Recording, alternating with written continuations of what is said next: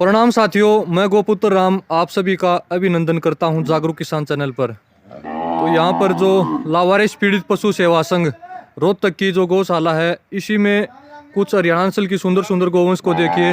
उस गाय को देखिए, काफ़ी बड़े हम्प की। यहाँ पर जितनी भी हरियाणा नस्ल की सफ़ेद सुंदरियाँ हैं, इन सभी गायों को सड़क से आवारा घूमते पकड़ा गया था। किसानों ने इनका दूध पिया, फिर जब यह दूध देना बंद कर गई, फिर इनको सड़कों पर आवारा घूमने के लिए छोड़ दिया गया। इसके बाद कुछ गाय इनमें इतनी सुंदर और इतनी शानदार निकली, काफ़ी अच्छा दूध उत्पादन इन गायों ने दिखाया। सिरोही नस्ल की इस गाय को देखिए, काफ़ी बड़े बड़े हम्प की यहाँ पर देसी गाय देखने को मिली। इस गाय को देखिए, और भी अन्य गाय हैं यहाँ पर। इस गाय को देखिए, इतनी क्रियात्मक ऊर्जा भी इन गायों में आ चुकी है। अब ये लावारिस नहीं रही, आवारा नहीं रही, इनका इलाज कर दिया गया है। अब ये पूर्णतः ठीक हैं। डॉक्टर साहब ने और जो पूरी लावारिस पीड़ित पशु सेवा संघ की जो टीम है, उनकी बदौलत ये जो गाय हैं आज इस प्रकार खुले आसमान में यहाँ पर विचरण कर रही हैं। तो मैं आपको बताना चाहूँगा कि जो ऐसी ऐसी सुंदर सुंदर गौवंश है, अगर इनको सड़कों पर आवारा न छोड़ा जाता, अगर इनके गोबर गौमूत्र का प्रयोग किया जाता, तो जो ये गाय हैं आज हमारे घरों की शोभा होती। यहाँ पर इस गाय को देखिए, काफ़ी सुंदर शरीर की गाय। और इस गाय को देखिए, कान में टैग मुर्की भी पहना रखी है। कहीं ना कहीं इसने अपना दूध उत्पादन जरूर रिकॉर्ड करवाया होगा HLDB में, तब इसको जो मुर्की पहनाई गई थी। तो इस गाय का हम्प देखिए, बिल्कुल अगले पैरों की सिधाई में। तो इसी प्रकार यहाँ पर और भी गाय हैं। यहाँ पर बैलों को देखिए, इन बैलों को भी आवारा छोड़ा गया था सड़कों पर, फिर इनको यहाँ पर पूरी टीम के द्वारा यहाँ पर लाया गया, इनका इलाज किया गया। अब ये पूर्णतः स्वस्थ हैं। तो राम राम डॉक्टर साहब। राम राम बेटे। मैं जागरूक किसान का आज लावारिस पीड़ित पशु सेवा संघ में पहुंचने पर और ये वीडियो तैयार करने पर धन्यवाद करता हूं कि आप मीडिया के माध्यम से जो बेचारी ये कभी रोड पे चोट खाई हुई थी, उनकी मदद करने आए हो। बहुत बहुत धन्यवाद आपका।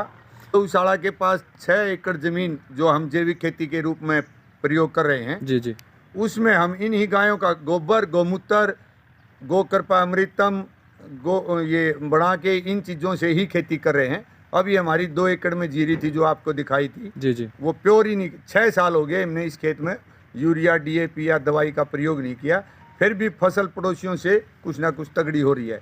मैं आज आपके माध्यम से ये देश के किसानों को बताना चाहूँगा कि भाइयों, इसके गोबर और गौमूत्र से ही आप धनवान हो सकते हो। एक दिन किसान देश का धनवान होगा तो देश भी धनवान होगा, और हर मनुष्य का स्वास्थ्य सही रहेगा तो देश और भी धनवान होगा। क्योंकि महंगी दवाई विदेशों से आती है, उनके हमारे शरीर में आराम होता है। यहाँ लोकल दवाई तो हम पसंद नहीं करते। इसीलिए मैं कह रहा हूँ कि गोपैथी पे एक दिन देश को आना ही पड़ेगा। ये बहुत ज़्यादा ज़रूरी है और किसान के द्वारा आना पड़ेगा, क्योंकि किसान बचेगा देश बचेगा। गाय बचेगी तो किसान बचेगा। गाय के बगैर किसान की जो है ना, वो उपलब्धता, आगे बढ़ने की क्षमता नहीं रह पाएगी। हमने एक बार ही देखा कि हरित क्रांति लाएंगे, यूरिया में छोटा था, ईंख में डाल दिया, मेरे खेत में इतना बड़ा ईंख हो गया।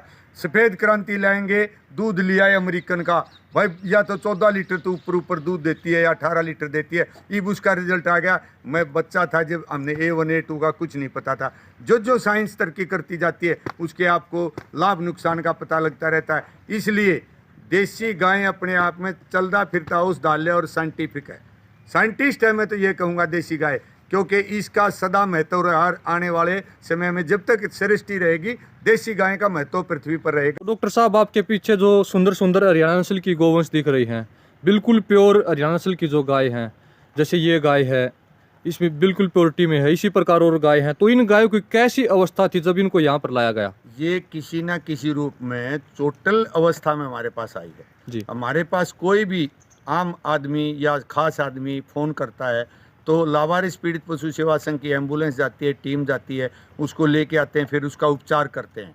फिर ये हमने ये बाड़ा देसी गायों के लिए अलग से छटनी कर रखी है कि हम इसमें गौ संवर्धन करना चाहेंगे और देसी को बढ़ावा देंगे, ताकि देसी गाय की इस टाइम आने वाले समय में और भी ज़्यादा ज़रूरत महसूस हो रही है कि उसके गोबर गौमूत्र से जो खेती होगी, उसकी इसके बगैर उसकी तरक्की नहीं है। तरक्की नहीं है। तो यहाँ पर देखिए, काफ़ी अच्छा संदेश समाज को डॉक्टर साहब ने दिया है। और जो ये यहाँ पर जितनी भी गोवंश है इन सभी को सड़क से आवारा घूमते लाया गया था। यहाँ पर इस गाय को देखिए, ये देखो इसके कान में जो लगे हुए ना, ये कभी कुत्तों ने पाड़ी हो। जी जी जी, कुत्तों का इसका डॉग बाइट का इसका कान खा रखा है। इसी प्रकार जैसे ये गाय इसके कान में मुर्की है, इसी प्रकार वो गाय है उसके कान में भी मुर्की है। तो यहाँ पर जितनी भी गोवंश है अच्छे दूध उत्पादन वाली गाय थी, लेकिन कहीं ना कहीं घायल अवस्था में सड़क पर से इनको उठा कर लाया गया था। जब ये इन्होंने दूध दिया तब तक ठीक था, लेकिन जब इन्होंने दूध देना बंद किया फिर इन सुंदर सुंदर गोवंश को सड़कों पर आवारा घूमने के लिए स्वार्थी इंसान ने छोड़ दिया। फिर सड़क से एक्सीडेंटल होकर वहाँ से दुर्घटनाग्रस्त होकर फिर इनको यहाँ पर लाया गया। और अब यहाँ पर कुछ गाय ऐसी भी देखी गई हैं जिनका दूध उत्पादन 12 से 14 से 15 लीटर तक भी पहुँचा है। तो डॉक्टर साहब मैं सही कह रहा हूँ ना ये बात?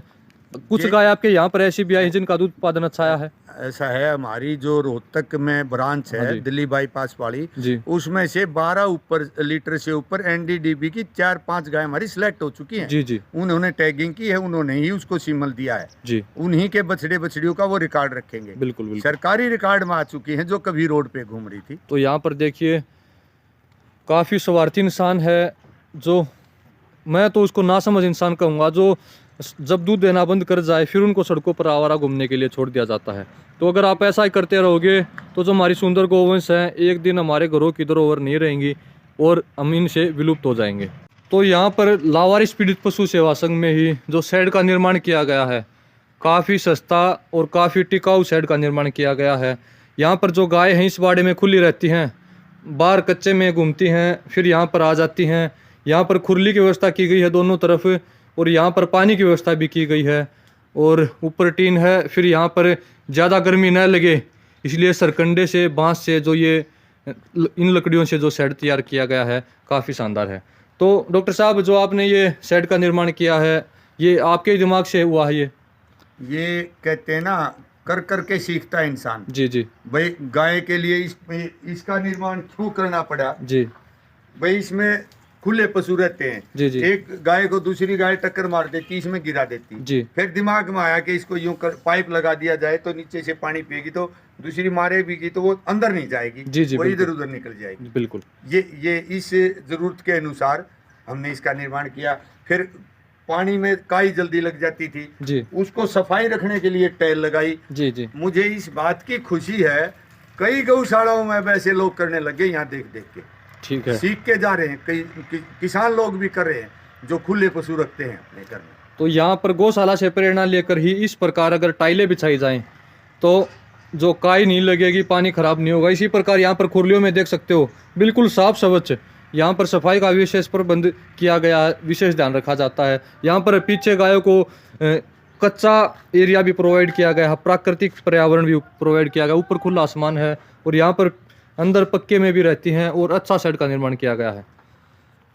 तो यहाँ पर आप एक और इस कामधेनु गाय को देखिए, बिल्कुल सफ़ेद नाक, भूरा ब्राउन कलर का नाक, भूरे कान, पलखें सफ़ेद, खुर भी भूरे हैं और जो आगे से पीछे तक बिल्कुल वाइट, बिल्कुल कोई भी काले रंग की निशानी नहीं है। सींग भी इसके ऐसे ही हैं। तो यहाँ पर देखिए एक और सुंदर गोवंश, काफ़ी लंबे तगड़े शरीर की इस गाय को देखिए। इस बछड़े को देखिए, टैगिंग की गई है। एक समय में इसकी माँ ने अच्छा दूध उत्पादन निकाला होगा। इस लंबे तगड़े शरीर वाली गाय को देखिए और इसी प्रकार यहाँ पर बड़े हम्प की बूढ़ी गाय माता को देखिए। तो मैं आप सभी से पुनः आग्रह करता हूँ कि आप इस प्रकार गायों के साथ कतई भी ऐसा न करें कि जब ये दूध देना बंद कर दें तब इनको सड़कों पर आवारा घूमने के लिए न छोड़ें।